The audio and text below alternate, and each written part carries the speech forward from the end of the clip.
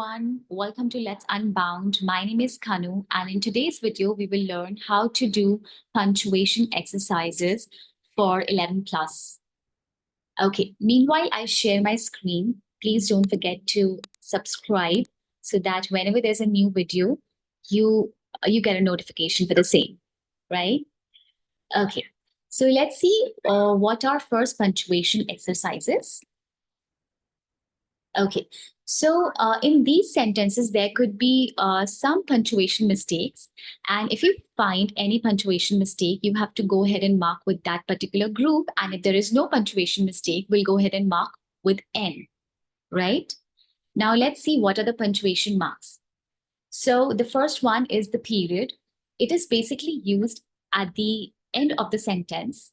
Like, for example, she walked to the store, right? So she walked to the store and there will be the period, the full stop, right?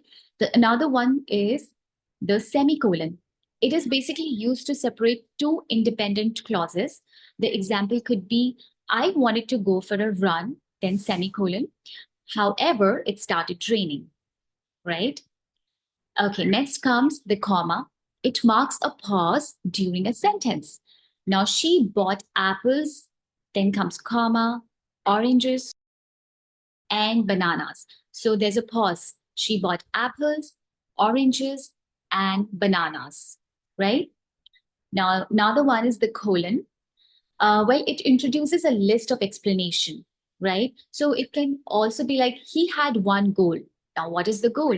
So we'll use the colon and we'll go ahead and say, to win the championship, right? So you have a list of things to buy from the market. Then there could be colon, and then you can go ahead and write on the list, right? Now the question mark, it indicates a question, like, where are you going? Are you coming to the party? Right? It will always end with a question mark. Next comes the exclamation mark. It expresses a strong emotion. The sentence, as an example, could be, look at the beautiful sunset. And at the end, there will be an exclamation mark. Now, quotation marks. Okay, so they enclose direct speech or a quote, right? So he said in the quotation mark, I'll be there at 7, because they are referring to what he said and they are telling exactly what he said. So he said, and inside the quotation mark, that I'll be there at 7, right?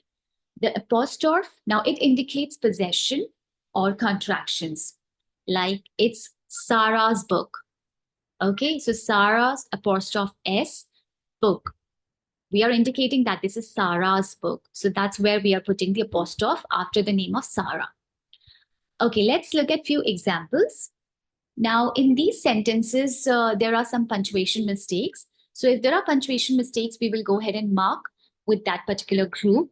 It could be A, B, C, or D. We will see that. And if there is no mistake, as I said, we'll go ahead and mark with N. Now, let's have a closer look at the first sentence. It says, mention the word unicorn.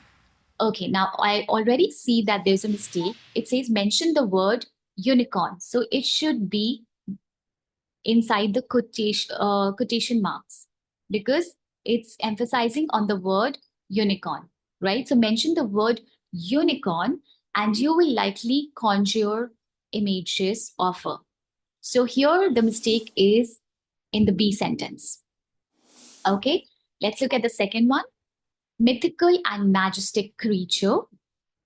But how accurate is this portrayal? Now, as I read the sentence, we get to know that this is a question. Okay, mythical and majestic creature. But how accurate is the portrayal?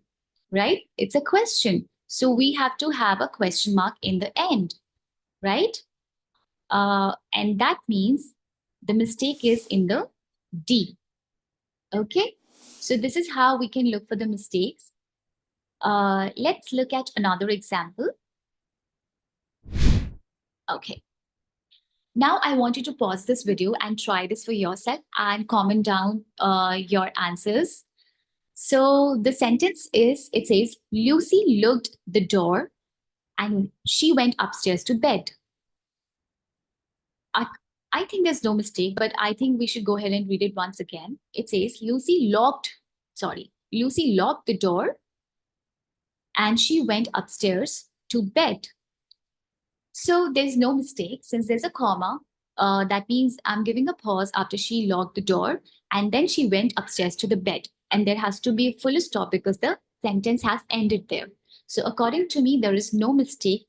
So we have to go ahead and mark this with N. Okay. Do let me know what did you answer for this particular question. And yeah, that's it for today's video. I'm gonna see you next time with a new video. I hope you're enjoying our videos. Do like if you really do, and do share our videos with someone who needs, who you think it might be helpful for.